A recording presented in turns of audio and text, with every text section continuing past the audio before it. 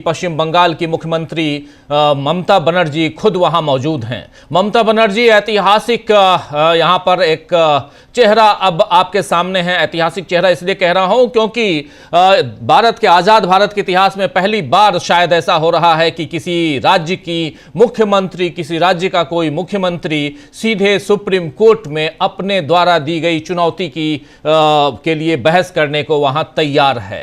और इस वक्त जब बहस चल रही है, ममता बनर्जी वहां सुप्रीम कोर्ट में मौजूद हैं। लेकिन इन सब के बीच ममता बनर्जी जब मौजूद हैं तो इन सब के बीच ये जो तस्वीरें देख रहे हैं आप, कोर्ट में जाते हुए तस्वीरें हैं ममता बनर्जी की। लेकिन अब Mamata Banerjee already supreme court में मौजूद हैं और पहले से तैयारी चल रही थी। ममता बनर्जी को आप जानते हैं कि वो खुद भी एडवोकेट हैं और उन्होंने कहा भी था कि मैं चाहूंगी तो अपना खुद बहस कर लूंगी वहां पे, और खुद बहस करने के लिए आज तैयार वहां पे हैं। हालांकि सीनियर एडवोकेट श्याम दीवान इस वक्त पश्चिम बंगाल की मुख्यमंत्री ममता बनर्जी का प्रतिनिधित्व कर रहे हैं, वो अपनी बात रख रहे हैं। सीनियर एडवोकेट श्याम दीवान, और मामला एसआईआर को लेकर ही है जो सुप्रीम कोर्ट में जिसके खिलाफ याचिका लगी हुई है, और पश्चिम बंगाल की इन तमाम मसलों पर चर्चा करने के लिए हमारे साथी अमलेंदु उपाध्याय जी हमारे साथ मौजूद हैं। अमलेंदु जी, आपका स्वागत करता हूं इस कार्यक्रम में। और श्याम दीवान अपनी बात रख रहे हैं, ममता बनर्जी भी सुप्रीम कोर्ट में हैं और कोर्ट नंबर 1 में 3 जजों की बेंच है वहां पे, और सुप्रीम कोर्ट के यानी देश के chief justice of India Suryakant की ये बेंच कह लें, और इसमें इनके साथ 2 और इनके साथी, पहले नंबर पर ये तो खुद हैं, दूसरे नंबर पर जॉय माल्या बागची और तीसरे नंबर पर विपुल पंचोली। ये 3 जजों की बेंच इस मामले को सुन रही है और यहां पर मौजूद हैं खुद ममता बनर्जी। बहुत बड़ी बात। लेकिन श्याम दीवान, सीनियर एडवोकेट, ममता बनर्जी की तरफ से क्या कुछ कह रहे हैं, मामला क्या है, जरा आगे बताइए अमलेंदु जी। राजीव जी, पूरी बहस जो है, जो लॉजिकल डिस्क्रिपेंसी बनाई गई थी, उसमें जो लाखों मतदाताओं को नोटिस दे दिए गए और समय सीमा जो उनकी सुनवाई की थी उसको लेकर केंद्रित है पूरी तरीके से। और श्याम दीवान जो है सीनियर एडवोकेट, वो ममता बनर्जी की तरफ से उपस्थित हुए हैं और उन्होंने शीर्ष अदालत को बताया कि मतदाता सूची के फाइनल पब्लिकेशन में केवल 11 दिन शेष बचे हैं। सभी आपत्तियों सुनवाइयों को निपटाने के लिए मात्र 4 दिन बचे हैं। लॉजिकल डिस्क्रिपेंसी श्रेणी में डाले गए अनमैप्ड बताए गए मतदाताओं की संख्या लगभग 32 लाख है। ड्राफ्ट रोल में लॉजिकल डिस्क्रिपेंसी के तहत 1,36,00,000 नाम है, जो कुल मतदाताओं का 20% है। 20% मतदाताओं के नाम जो है लॉजिकल डिस्क्रिपेंसी में डाल दिए गए हैं। और उन्होंने आंकड़ों के माध्यम से स्पष्ट किया कि 16 दिसंबर 2025 से अब तक केवल 88 लाख सुनवाइयाँ हो पाई हैं। औसतन 1,80,000 लाख प्रतिदिन की तरफ से सुनवाई हुई, जबकि अभी भी 63 लाख सुनवाइयाँ लंबित हैं। और इस शेष कार्य को पूरा करने के लिए 15,50,000 प्रतिदिन की दर चाहिए, जो व्यावहारिक रूप से असंभव है। यह तर्क इस ओर इशारा करता है कि ये प्रक्रिया जो है न केवल अव्यावहारिक है, बल्कि बड़े पैमाने पर मतदाताओं के अधिकारों को प्रभावित कर सकती है। और दस्तावेजों की अस्वीकृति और कोर्ट के आदेशों की अवहेलना की तरफ भी उन्होंने शीर्ष अदालत को बताया। और उन्होंने आरोप लगाया दीवान ने कि फैमिली रजिस्टर, आधार कार्ड, ओबीसी प्रमाण पत्र जैसे दस्तावेजों को स्वतः स्वीकार नहीं किया जा रहा है। यह स्थिति सुप्रीम कोर्ट के पूर्व आदेशों के बावजूद बनी हुई है। और उन्होंने अदालत से मांग की कि चुनाव आयोग को निर्देशित किया जाए कि इस श्रेणी में फ्लैग किए गए हर मतदाता के मामले में स्पष्ट कारण अपलोड किए जाएं। वर्तमान स्थिति में नोटिस में केवल ये लिखा है कि डीएम मैपिंग में विसंगति का ठोस कारण नहीं बताया जा रहा है, जिससे मतदाता यह नहीं जान पाता कि गलती क्या है, उसे कैसे ठीक किया जाए। और फिर उन्होंने नोटिस और जानने के अधिकार का सवाल भी उठाया। चीफ जस्टिस ऑफ इंडिया ने इस बिंदु पर सहमति जताई कि व्यक्ति को यह जानने का अधिकार है कि उसे नोटिस क्यों दिया गया। सवाल केवल क्या का नहीं, बल्कि कैसे बताया जा रहा है इसका है। और चुनाव आयोग की तरफ से जब सीनियर एडवोकेट राकेश द्विवेदी ने कहा कि सभी नोटिसों में कारण बताए गए हैं, मतदाताओं को अधिकृत एजेंटों के साथ आने की अनुमति भी दी गई है। इस पर दीवान ने पलटकर कहा कि व्यवहार में नोटिस अस्पष्ट है और देरी हो रही है। छोटा लेकिन स्पष्ट कारण लिखा जाना चाहिए ताकि आम नागरिक समझ सके कि उसे लॉजिकल डिस्क्रिपेंसी सूची में क्यों डाला गया। फिर उन्होंने बताया कि नामों के मामूली अंतर को गंभीर गड़बड़ी बना दिया गया है। दीवान का केंद्रीय तर्क यह था कि जो लॉजिकल डिस्क्रिपेंसी सूची में 70 लाख मामले केवल नाम या स्पेलिंग के मामूली अंतर के हैं। उदाहरण के तौर पर उन्होंने दत्ता, गांगुली, रॉय, रे, बंदोपाध्याय जैसे बंगाली उपनामों का उल्लेख किया, जिनकी स्पेलिंग अलग अलग तरीके से लिखी जाती है। उन्होंने वास्तविक उदाहरण दिया कि चिराग टिबरेवाल, पिता के नाम में कुमार शब्द के जुड़ने ना जुड़ने से विसंगति पैदा हुई। अलीमुद्दीन खान, पिता का नाम बंगाली में अलाउद्दीन खान होने के कारण बंगाली से अंग्रेजी में ट्रांसलेशन में अंतर आया। फिर इन मामलों में मतदाता वास्तविक में फिर भी उन्हें नोटिस देकर बुलाया जा रहा है और उन्होंने मांग की कि चुनाव आयोग को निर्देश दिया जाए कि सिर्फ नाम के मिसमैच से जुड़े सभी नोटिस वापस लिए जाएं। इस पर सीजीआई ने कहा कि जो नोटिस पहले जारी हो चुके हैं उन्हें वापस लेना थोड़ा अव्यावहारिक होगा। नामों की अलग अलग स्पेलिंग अपने आप में एक समझने योग्य स्थिति है। हालांकि अदालत ने यह स्वीकार किया कि यह एक वास्तविक समस्या है, लेकिन पूछा सीजीआई कि भाई इसका समाधान क्या है। जब यह कहा कि इसका समाधान क्या है तो जो श्याम दीवान थे उन्होंने कहा है कि नाम में गड़बड़ी की वजह से उपलब्ध समय भी कम पड़ रहा है, इसे लॉजिकल डिस्क्रिपेंसी कैटेगरी में नहीं होना चाहिए। देखिए कितनी परेशानी हो रही है। सीजीआई ने इस पर मिस्टर द्विवेदी से जवाब मांगा जो चुनाव आयोग के वकील हैं, तो उन्होंने कहा, सीजीआई ने कहा कि मिस्टर द्विवेदी कुछ गड़बड़ इसलिए है क्योंकि आप लोकल बोली में बोलते हैं, ऐसी चीज़ें तो पूरे देश में होती हैं। द्विवेदी ने इस पर कहा कि आज मेरे पास इस मामले में कोई इंस्ट्रक्शन नहीं है। इस पर कपिल सिब्बल ने कहा कि मिस्टर द्विवेदी ने गंभीर बयान दिया था कि वह इस बारे में परेशान नहीं होंगे। जस्टिस बागची ने पूछा कि मिस्टर द्विवेदी, बंगाल में आपको मिस्टर द्विवेदी कहा जाएगा, बंगाली भाषा में वाह नहीं होता है। सीजीआई ने कहा कि मेरा नाम सही बोला जाएगा, तो ममता बनर्जी ने कहा नहीं सर ऐसा नहीं होगा, आपका नाम ममता बनर्जी यहाँ खड़ी होती हैं। हाँ, ममता बनर्जी खड़ी होती हैं। उन्होंने कहा नहीं सर ऐसा नहीं होगा, यानी आपका नाम भी सही नहीं बोला जाएगा। जी बिल्कुल बिल्कुल बिल्कुल, यहाँ ममता बनर्जी भी अब खड़ी हो गई हैं और वो भी अपनी बात रख रही हैं। ममता बनर्जी सहित यहाँ श्याम दीवान इधर से बात कर रहे हैं। ममता बनर्जी भी यहाँ कोर्ट में खड़ी हैं, अपना केस खुद ममता बनर्जी लड़ रही हैं। उनका साथ देते हुए श्याम दीवान सीनियर एडवोकेट हैं और वो अपनी बात रख रहे हैं। कपिल सिब्बल भी यहाँ पे हैं, कपिल सिब्बल भी यहाँ अपनी बात रखने के लिए मौजूद हैं। तो एक बहुत ही शानदार यहाँ पर बहस चल रही है और इस बहस का आंखों देखा हम आप तक पहुंचा रहे हैं। अलग अलग ढंग से कैसे आप इन चीजों को आपको समझने की जरूरत है कि ये जो मामला है ये बहुत महत्वपूर्ण इसलिए हो जाता है क्योंकि देश में ये पहली दफा हो रहा है कि कोई मुख्यमंत्री खुद अपना केस यहां लड़ने के लिए मौजूद है और वो केस लड़ रही हैं कोई मुख्यमंत्री। इससे ज्यादा और क्या हो सकता है। और यहां नाम को लेकर चर्चा चल रही है कि जैसे कहते हैं ना कि नाम में क्या रखा है, लेकिन यहां नाम में ही बहुत कुछ रखा हुआ है क्योंकि कहीं दत्ता है दात्ता लिख दिया गया, कहीं द्विवेदी द्विवेदी हो जाएगा ये कह रहे हैं क्योंकि बंगाल में, पश्चिम बंगाल में वो की जगह ब का इस्तेमाल करते हैं। इसके अलावा बंदोपाध्याय बनर्जी बंदोपाध्याय लिखते हैं, बनर्जी भी लिखते हैं। इसी तरह चटर्जी चट्टोपाध्याय भी लिखते हैं, चटर्जी भी लिखते हैं। तो ये जो सरनेम का चक्कर है उस चक्कर में आपने हजारों लोगों को आपने नोटिस भेज दिया, लाखों लोगों को नोटिस भेज दिया और इस नोटिस को अब वापस लीजिए ये कहा जा रहा है, ये डिमांड की जा रही है ममता बनर्जी की तरफ से, अमलेंदु जी। लेकिन ममता बनर्जी आगे यहां पर और भी अपनी बात रख रही हैं। क्या कुछ चल रहा है जरा ये बताइए। ममता बनर्जी आगे अपनी बात रख रही है और सीजीआई ने जब कहा कि अगर राज्य एक ऐसी टीम देता है जो बांग्ला अच्छी तरह जानती है और आयोग को बताए कि लोकल बोली की गलती है तो इससे उन्हें मदद मिलेगी, कुछ मामलों में साफ है। ममता बनर्जी ने कहा कि मैं उसी राज्य से हूं, मैं आपकी दयालुता के लिए बहुत ज़्यादा आभारी हूं। जब न्याय दरवाजे के पीछे रो रहा था तब हमें लगा कि हमें कहीं भी न्याय नहीं मिल रहा है। हमने चुनाव को 6 चिट्ठियाँ लिखी हैं, मैं एक बंधुआ मजदूर हूँ, मैं यही पसंद करती हूँ, मैं अपनी पार्टी के लिए नहीं लड़ रही हूँ। और सीजीआई ने कहा कि पश्चिम बंगाल राज्य ने अपने अधिकार से एक रिट याचिका दायर की है। राज्य का केस पेश करने के लिए चुनाव आयोग में, सुप्रीम कोर्ट में सबसे अच्छे वकील हैं मिस्टर दीवान, मिस्टर सिब्बल और सबसे अच्छे लोग हमारी मदद के लिए मौजूद हैं। फिर सीजीआई ने कहा कि 19 जनवरी को मिस्टर सिब्बल ने राज्य को हो रही प्रक्रियात्मक दिक्कतों के बारे में बताया था, तब निर्देश जारी किए गए थे। आज आपकी याचिका में कुछ और मुद्दे उठाए गए हैं। हर समस्या का समाधान होता है, हमें सुनिश्चित करना होगा कि समाधान निकले और कोई भी निर्दोष व्यक्ति छूटे नहीं। एक मकसद है मरे हुए लोगों को हटाना, फिर उन्हें हटाना जो अयोग्य हैं और फिर प्रवासी असली लोग लिस्ट में बने रहें। सीजीआई ने कहा लेकिन इस तरह की गलती की वजह से नेक लोगों को छोड़ा नहीं जा सकता। इस पर सीनियर एडवोकेट डीएस नायडू खड़े हुए, उन्होंने कहा कि हमें नहीं पता कि शिकायत क्या है क्योंकि हमें कोई नोटिस नहीं मिला है। ममता बनर्जी ने कहा कि कृपया मुझे बोलने दीजिए। सीजीआई ने कहा कि पूरी प्रक्रिया की एक समय सीमा होती है, हमने इसे 10 दिन के लिए बढ़ाया था और अब सिर्फ 4 दिन बचे हैं, हम आपको 1 हफ्ते की छूट नहीं दे सकते। जी, 1 हफ्ते की छूट नहीं दे सकते। लेकिन यहां पर ममता बनर्जी भी खड़ी हैं, वरिष्ठ वकील कपिल सिब्बल भी कह रहे हैं कि द्विवेदी, राकेश द्विवेदी ने गंभीर बयान दिया है कि इस तरह की विसंगति और इस पर द्विवेदी ने कल तक का समय मांगा। कल तक के लिए कई विसंगतियां हैं नाम को लेकर। यहां पर फिर वहां अनुवाद संबंधी कठिनाइयों पर भी बातचीत हुई, सीजीआई ने पूछा। फिर मुख्य न्यायाधीश यानी सीजीआई जस्टिस सूर्यकांत कह रहे हैं कि अगर राज्य सरकार बांग्ला और स्थानीय बोली से परिचित होगी, परिचित लोगों की एक टीम उपलब्ध कराती है, वो जांच करें और चुनाव आयोग को बताएं कि स्थानीय बोली में गलती है, इसमें मदद मिलेगी। यहां पर मदद कैसे मिलेगी, नाम को लेकर जो चक्कर है उसको कैसे दूर किया जाए। इस पर ममता बनर्जी खड़ी होती है, कह रही है कि मैं यहां स्पष्ट कर सकती हूं, मैं उसी राज्य से हूं, मैं आपकी कृपा से यहां हूं, न्यायालय को मेरा प्रणाम, बहुत बहुत धन्यवाद।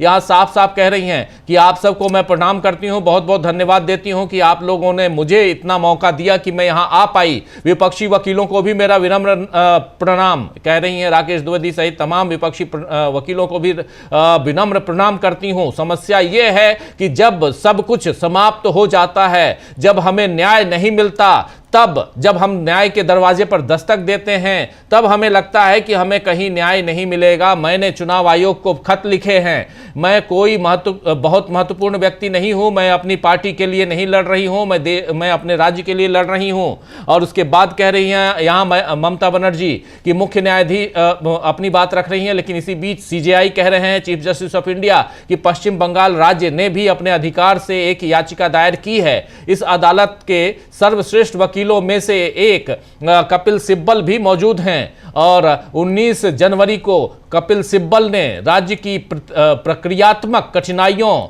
और उन मामलों के बारे में बताया जहां राज्य को पश्चिम बंगाल के वास्तविक निवासियों को बाहर किए जाने की वास्तविक आशंका थी। इसके बाद सीजेआई कह रहे हैं कि आज आपकी याचिका में कुछ एक्स्ट्रा मुद्दे उठाए गए हैं, अतिरिक्त मुद्दे उठाए गए हैं, वास्तविक मतदाताओं को शामिल किया जाना चाहिए। इनमें से एक आधार यह है कि हम आपके आभारी हैं कि आपने अपनी याचिका में यह मुद्दा उठाया है कि स्थानीय बोली के कारण आजकल कृत्रिम बुद्धिमत्ता की सहायता से जो समस्याएं, यानी एआई की मदद से जो समस्याएं उत्पन्न हो रही हैं, अगर ऐसा हो रहा है तो हम इसका समाधान निकालेंगे। जो कृत्रिम बुद्धिमत्ता जो कह रहे हैं, ये एआई की बात कर रहे हैं, आर्टिफिशियल इंटेलिजेंस की बात कर रहे हैं, उसके कारण यहां पर सीजेआई कह रहे हैं। और इस प्रकार के मुद्दे के कारण वास्तविक मतदाताओं को बाहर नहीं किया जाना चाहिए।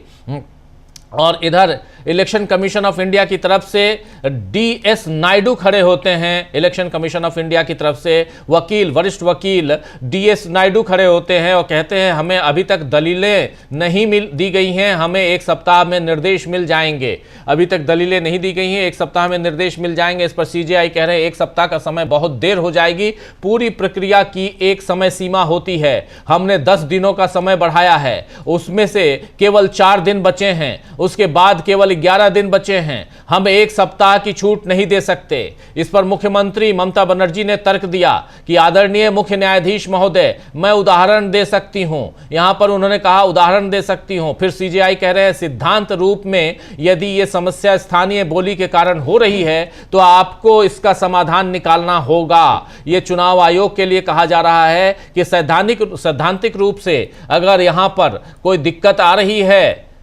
स्थानीय बोली के कारण, तो इसका समाधान, इस समस्या का निवारण करना होगा। और यहां पर ममता बनर्जी कह रही हैं कि मैं यहां पर इसका कई सारे उदाहरण दे सकती हूं जहां इलेक्शन कमीशन ऑफ इंडिया मनमानी करता हुआ नजर आता है।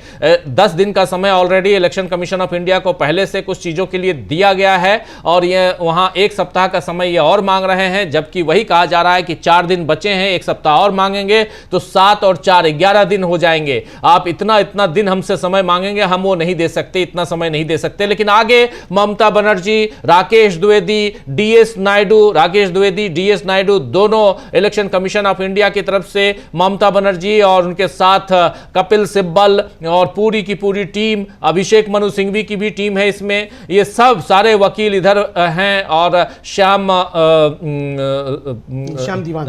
दीवान वरिष्ठ वकील, वो भी ममता बनर्जी के साथ हैं। तो ये सारी टोली वहां पे है और बहुत ही शानदार, अभी आप लाइव भी देख रहे हैं स्क्रीन पे ही जो चल रहा है, लेकिन बहुत ही शानदार ढंग से यहां बहस चल रही है। और शानदार क्या कहें, लेकिन एक इंपॉर्टेंट पहलू यह है कि सबसे बड़ी बात यहां ममता बनर्जी खुद खड़ी हैं, अपनी बात रख रही हैं। आगे क्या कुछ होता है अमलेंदु जी, क्या हो रहा है? राजीव जी, सीजेआई ने कहा सिद्धांत रूप में अगर यह मुद्दा स्थानीय बोली के कारण हो रहा है तो क्या आपको समाधान लेकर आना होगा। सीजेआई ने कहा कि अगर रॉय दत्ता, गांगुली वगैरह को छोड़ा जा रहा है, हमें नहीं पता कि टैगोर का उच्चारण कैसे होता है, लेकिन इसका मतलब यह नहीं कि टैगोर नहीं है। फिर ममता बनर्जी ने कहा मैं आपको उदाहरण दे रही हूँ, मैं आपको तस्वीरें दिखा सकती हूँ, यह मेरी तस्वीर नहीं है, यह प्रमुख अखबारों की है। एसआईआर प्रक्रिया सिर्फ नाम हटाने के लिए। मान लीजिए शादी के बाद एक बेटी ससुराल जाती है, सवाल यह है कि वे पति का सरनेम क्यों इस्तेमाल कर रही है वगैरह। ये वही कर रहे हैं। कुछ बेटियां जो ससुराल चली गई उन्हें एक तरफा हटा दिया गया। कभी कभी गरीब लोग फ्लैट खरीदते हैं, कभी कभी वे शिफ्ट हो जाते हैं, लेकिन सभी को हटा दिया जाता है। उन्होंने आपके आदेश का उल्लंघन किया और यह कहा कि यह गलत मैपिंग है। फिर ममता बनर्जी ने कहा कि वे कहते हैं कि आधार के साथ हमें एक और सर्टिफिकेट चाहिए। दूसरे राज्यों में डोमिसाइल, जाति प्रमाण पत्र वगैरह कुछ की अनुमति नहीं है। उन्होंने चुनाव की पूर्व संध्या पर सिर्फ पश्चिम बंगाल को निशाना बनाया। वे 2 महीने में कुछ ऐसा करना चाहते थे जिसमें 2 साल लगते हैं। जब लोग बाहर थे तो उन्होंने ऐसा किया। बीएलओज ने अपनी जान ले ली और उन्होंने चुनाव अधिकारियों को दोषी ठहराया। यह उत्पीड़न के कारण है। पश्चिम बंगाल को निशाना बनाया गया है, असम को क्यों नहीं, असम को क्यों नहीं। 2 बार ममता बनर्जी ने यह रिपीट किया। इस पर सीजीआई ने कहा कि आधार के बारे में सर वैलिडिटी के मुद्दे पर हमने फैसला सुरक्षित रख लिया है और इसलिए हम इस मुद्दे पर टिप्पणी नहीं कर सकते। आधार कार्ड की भी अपनी सीमाएं हैं। अब गड़बड़ी वाले हिस्सों पर आते हैं। अधिकारियों की एक टीम ने और चुनाव आयोग उन्हें वेरीफाई करने के लिए ले जाए और देखे कि नाम कैसे मेल नहीं खा रहे हैं। आइए उन्हें एक दिन का समय दें। ममता बनर्जी ने कहा कि ईआरओ की अब कोई भूमिका नहीं है। बीजेपी शासित राज्यों से माइक्रो ऑब्जर्वर नियुक्त किए गए हैं नाम हटाने के लिए। पहले चरण में 58 लाख नाम हटा दिए गए। इतने सारे लोगों को मृत घोषित कर दिया गया है। चुनाव आयोग या व्हाट्सएप आयोग यह सब कर रहा है, ये ममता बनर्जी ने कहा। और ममता बनर्जी ने कहा कि वे डोमिसाइल सर्टिफिकेट वगैरह नहीं दे रहे हैं। हमने राज्य सरकार को कई बार लिखा कि 2 अधिकारियों को दी। ये उन्होंने कहा अब शाम को इन्होंने चुनाव की तरफ से कि हमने राज्य सरकार को कई बार लिखा कि क्लास 2 अधिकारियों को ईआरओ के तौर पर नियुक्त किया जाए। सिर्फ 80 अधिकारी दिए गए, गलती उनकी है, इसलिए हमने माइक्रो ऑब्जर्वर नियुक्त किए। ये द्विवेदी ने कहा। जी बिल्कुल बिल्कुल बिल्कुल, यहाँ द्विवेदी अपनी बात रख रहे हैं और ओवरऑल यहाँ पर ममता बनर्जी खड़ी हैं और वो टैगोर और रविन्द्रनाथ ठाकुर, यहाँ टैगोर और ठाकुर आप समझ सकते हैं कितना परिवर्तन। और ये सारी बातें यहाँ बताते हुए कि किस ढंग से परिस्थितियाँ यहाँ बदलती हुई नजर आती हैं। जब आप सीधे सीधे अगर कोई लड़की, उसकी शादी हो गई, वो चली गई और वहाँ ससुराल में उसका सरनेम कुछ और हो गया, किसी ने घर खरीद लिया, ये सारी चीज़ें यहाँ पर हैं। और ये मुख्य रूप से ये इलेक्शन कमीशन ऑफ इंडिया चुनाव से पहले यहां हमें परेशान करना चाहता है। ये साफ यहां अगर कहा जाए तो ममता बनर्जी यहां कहने की कोशिश कर रही हैं। चीफ यहां CGI chief justice of India कह रहे हैं कि आधार कार्ड की अपनी सीमाएं हैं, इसका क्या महत्व होगा ये अभी तय होना बाकी है। आपने जीवन रेखा का मुद्दा उठाया है, लाइफलाइन की बात की है, अधिकारियों की एक टीम भेजी जा सकती है जिसमें यहां कई लोगों ने जो आत्महत्या की है उसकी भी बात यहां उठाई गई और अधिकारियों की एक टीम भेजी जा सकती है। चुनाव आयोग उन्हें सत्यापन के लिए ले जा सकता है। हम उन्हें 1 दिन का समय दे देंगे, ये कह रहे हैं। मुख्यमंत्री कह रही हैं उसके बाद कि ईआरओ के पास कोई अधिकार नहीं है। उन्होंने ईआरओ से सभी अधिकार छीन लिए हैं। 8300 सूक्ष्म पर्यवेक्षक भाजपा शासित राज्य से सूक्ष्म पर्यवेक्षक कार्यालय में बैठे सभी लोगों के नाम हटा सकते हैं। उन्होंने फॉर्म 6 दाखिल करने की अनुमति नहीं दी है। लाखों नाम हटाए गए हैं। कई जीवित लोगों को मृत घोषित किया गया है। वे महिला विरोधी हैं, ये कह रही है ममता बनर्जी। फिर मुख्य न्यायाधीश कह रहे हैं हम निर्देश देंगे कि प्रत्येक दस्तावेज पर अधिकृत बीएलओ द्वारा हस्ताक्षर किए जाएं। यहां पर सीजीआई कह रहे हैं। मुख्य यहां पर महासचिव तुषार मेहता यहां खड़े होते हैं। तुषार मेहता खड़े होते हैं और तुषार मेहता कहते हैं सरकार एक मामले में पक्षकार है, सरकार एक मामले में पक्षकार है। इसके बाद द्विवेदी खड़े होते हैं, कहते हैं हमने राज्य सरकार को कई पत्र लिखकर श्रेणी 2 के अधिकारी उपलब्ध करने को कहा है ताकि ईआरओ नियुक्त किए जा सकें। उन्होंने उस रैंक के लगभग 80 अधिकारी दिए हैं, बाकी निचले रैंक के हैं, इसलिए हमने सूक्ष्म पर्यवेक्षक नियुक्त करने पड़े। हमें गलती उनकी है, सूक्ष्म पर्यवेक्षक की नियुक्ति वैध थी, कह रहे हैं। इस पर ममता बनर्जी कहती हैं कोई वैधानिक नियम नहीं है। इस पर द्विवेदी कह रहे हैं अगर राज्य सरकार सहयोग नहीं कर रही है तो कोई दूसरा विकल्प नहीं है, यहां पर कह रहे हैं द्विवेदी। इसके बाद फिर आगे बात बनती है और बढ़ती है, कह रहे हैं ये एक अहम सवाल है और एसआईआर को सिर्फ 3 महीने में क्यों पूरा किया गया, यहां सवाल ये भी, ये तार्किक विसंगति का नाटक क्या है, ये सारी बातें यहां चल रही हैं अमलेंदु जी। हाँ बिल्कुल। और एसजी मेहता ने इस पर कहा कि ये मामले में चुनाव आयोग का हलफनामा है, उसे भी लिस्ट किया जाए। ममता बनर्जी ने कहा कि ये सही नहीं है, कृपया मेरी बात सुने। हमारे पास 23 जिले हैं, एसडीएम जिले के हिसाब से निर्भर हैं। हमने सभी क्लास 2 अधिकारियों को दिया है। वे जो कह रहे हैं उस पर मुझे विश्वास नहीं है। दूसरे चरण में 1,30,00,000 लोगों को छोड़ दिया गया है। उन्होंने माइक्रो ऑब्जर्वर के जरिए पश्चिम बंगाल को निशाना बनाया है और पश्चिम बंगाल के लोगों को कुचलने की कोशिश की है। लॉजिकल विसंगति सूची को हटाया नहीं जा सकता, यह मेरा निवेदन है। सीजीआई ने कहा कि हम इसे सोमवार को सुनेंगे, कृपया हमें उन अधिकारियों की सूची दें जिन्हें आप दे सकते हैं। चुनाव आयोग का कहना है कि चुनाव आयोग अधिकारियों के प्रति दुश्मनी का माहौल है।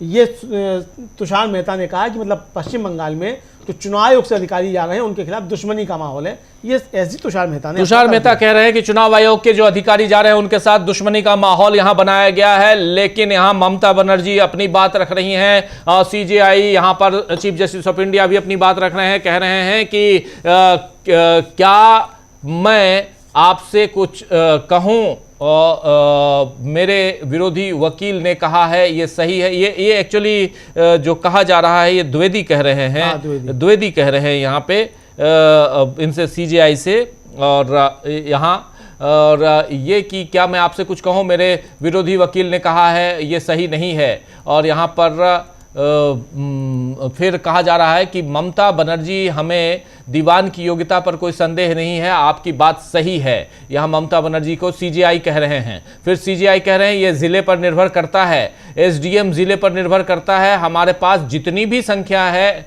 हमने उतनी ही संख्या में अधिकारी उपलब्ध कराए हैं और वे जो कह रहे हैं मुझे उस पर विश्वास नहीं है। ये बात कही जा रही है इधर से द्विवेदी की तरफ से, ये बात कही जा रही है, ये बात द्विवेदी की तरफ से कही जा रही है। फिर हम व्यवहारिक समाधान निकाल सकते हैं और ये सीजीआई कह रहे हैं कि हम व्यवहारिक समाधान निकाल सकते हैं। सोमवार को कृपया हमें उन ग्रुप बी अधिकारियों की सूची दें जिन्हें आप उपलब्ध करा सकते हैं और उन्हें प्रदान करें, नोटिस जारी करें। सोमवार के लिए नोटिस जारी करने का आदेश यहां पर सीजीआई कर रहे हैं कि सोमवार तक वो ग्रुप बी जो है उसके अधिकारी का नाम दीजिए हमको, सूची हम जारी करें और इसको इस आदेश का नोटिस जारी करें, ये कहा जा रहा है यहाँ पे अमलेंदु जी। और बिल्कुल, और ये जब ये कहा है, जब तुषार मेहता ने कि चुनाव आयोग का कहना है कि चुनाव आयोग के अधिकारियों के प्रति दुश्मनी का माहौल है, तो सीजीआई ने कहा ईसीआई को भी कृपया आप नोटिस ध्यान से भेजें।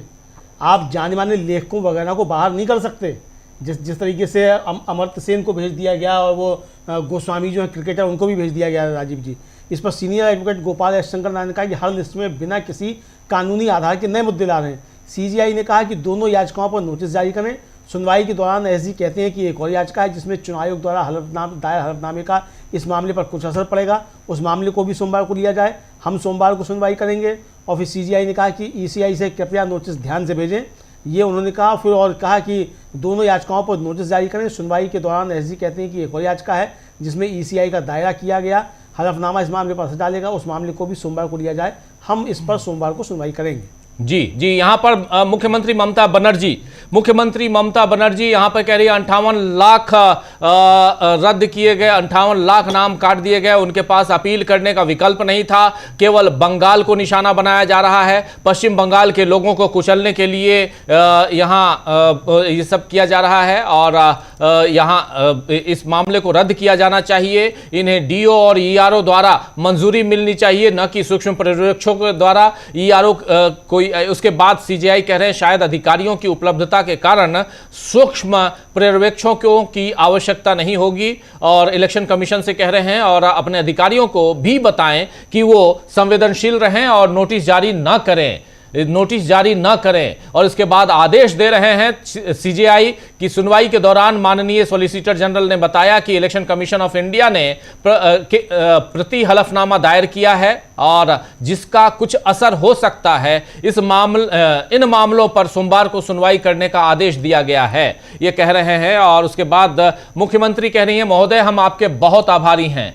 मुख्यमंत्री यहां कह रही हैं कि महोदय हम आपके बहुत आभारी हैं, कृपया लोगों के अधिकारों की रक्षा कीजिए, कृपया लोगों के अधिकारों की रक्षा कीजिए, ये बात यहाँ कही जा रही है। और क्या हो रहा है अमलेंदु जी? हाँ, बस राजीव जी, अब इसके बाद सुनवाई खत्म हो गई है और सोमवार को इस पर फिर से सुनवाई होगी और नोटिस जो है दोनों याचिकाओं पे इशू हो गए हैं। ममता बनर्जी ने जो है चलते चलते भी आग्रह किया है अदालत से, शीर्ष अदालत से, कि कृपया लोगों के अधिकारों की रक्षा करें, हम आपके आभारी हैं। और आज जो है जो महत्वपूर्ण बात हुई है राजीव जी, वो महत्वपूर्ण बात ये हुई है कि आज चुनाव आयोग के अधिकारी जो हैं के जो अधिवक्ता हैं सीनियर एडवोकेट राकेश द्विवेदी, उनको ये कहना पड़ा कि आज के मामले में उनके पास चुनाव आयोग की तरफ से कोई इंस्ट्रक्शंस नहीं हैं। यानी आज जो दलीलें आई, ममता बनर्जी ने दलील रखी, उसका जवाब जो है वो चुनाव आयोग के पास नहीं है। उनके पास कोई इसके बारे में इंस्ट्रक्शंस नहीं है। आज ये कहने को राकेश द्विवेदी साहब को मजबूर होना पड़ा। जी बिल्कुल, राकेश द्विवेदी को यहां मजबूर होना पड़ा ये कहने के लिए कि हमारे पास आज बोलने के लिए, बताने के लिए कुछ नहीं है, इंस्ट्रक्शंस नहीं है चुनाव आयोग की तरफ से। लेकिन दूसरी तरफ यहां पर आज ममता बनर्जी सीधे सुप्रीम कोर्ट में खड़ी हुई और उन्होंने अपनी दलीलें दी और साफ साफ बाद में उन्होंने आभार जताया सुप्रीम कोर्ट का, क्योंकि यहां सुप्रीम कोर्ट ने एक आदेश दिया है। आदेश में उन्होंने कहा है कि सुनवाई के दौरान, इस प्रोसीडिंग के दौरान सॉलिसिटर जनरल ऑफ इंडिया ने बताया है कि इलेक्शन कमीशन ऑफ इंडिया ने प्रति हलफनामा दायर किया है जिसका कुछ असर हो सकता है। इन मामलों पर सोमवार को सुनवाई करने का आदेश दिया गया है और मुख्यमंत्री ने कहा कि महोदय, हम आपके बहुत आभारी हैं, आपके कारण थोड़े लोगों की वहां जान बच जाएगी, क्योंकि कई लोग वहां आत्महत्या कर रहे हैं। वी आर वेरी ग्रेटफुल, कह रही हैं यहाँ पर ममता बनर्जी। और ये जो सुनवाई है, बहुत महत्वपूर्ण सुनवाई, जो आज इसके साथ ही सुनवाई खत्म हो गई है। अमलेंदु जी, यही है? जी हाँ, बिल्कुल। आज की सुनवाई खत्म हो गई है और आज की सुनवाई जो है, अब ये सोमवार को मुकदमा जारी रहेगा। सोमवार को नोटिस के जवाब आएंगे। चुनाव आयोग को नोटिस इशू कर दिए गए हैं दोनों याचिकाओं पर और सोमवार को चुनाव आयोग को इस पर जवाब देना है। जी जी जी बिल्कुल, यहाँ पर और ये भी कहा गया है, सीजेआई ने कहा है कि अगर अधिकारी जो माइक्रो ऑब्जर्वर्स जो रखे गए, सूक्ष्म पर्यवेक्षक रखे गए हैं, अगर शायद एक अधिकारी उपलब्ध हो जाने पर, ऐसे एक बार ये अधिकारी उपलब्ध हो जाएंगे तो हम माइक्रो ऑब्जर्वर्स को हटा देंगे। ये कहा है सुप्रीम कोर्ट ने साफ साफ कि ये अगर ये हो गए, इन्होंने साफ कहा कि पहले तो मुख्यमंत्री ने कहा कि 58 लाख नाम रद्द कर दिए गए, उनके पास अपील करने का कोई विकल्प नहीं था, केवल बंगाल को निशाना बनाया जा रहा था, ये बात बनाया जा रहा है, कह रही है। और उसके बाद पश्चिम बंगाल के लोगों को कुचलने के लिए ये सब कुछ हो रहा है। एलडी का मामला है और फिर रद्द नहीं किया जाना चाहिए और इन्हें डीओ और ईआरओ के द्वारा मंजूरी मिलनी चाहिए, न कि माइक्रो ऑब्जर्वर्स के द्वारा। और उसके बाद इलेक्शन कमीशन ऑफ इंडिया ने कहा कि शायद अधिकारियों की उपलब्धता के बाद, जब माफी चाहूंगा, सीजेआई ने कहा है कि यहां जैसे ही हमें अधिकारी मिल जाएंगे इलेक्शन कमीशन ऑफ इंडिया को, वैसे ही माइक्रो ऑब्जर्वर्स को हटा दिया